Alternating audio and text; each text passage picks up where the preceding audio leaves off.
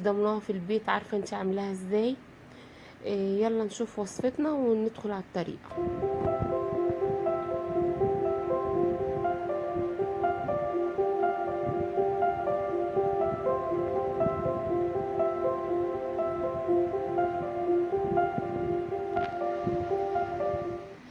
معايا حبايبي نص كيلو صدور مقطعاها، طبعا صدرين سلام، وانا مقطعاها مكعبات مش سميكة.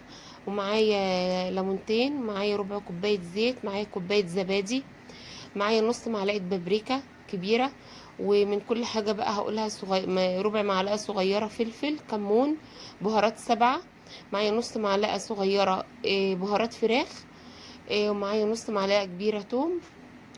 بس كده، دي المكونات بتاعتي، دي التتبيلة بتاعتنا، اظن مفيش اسهل من كده. ومعايا كوباية زبادي. هقلب الخلطة بتاعتي دي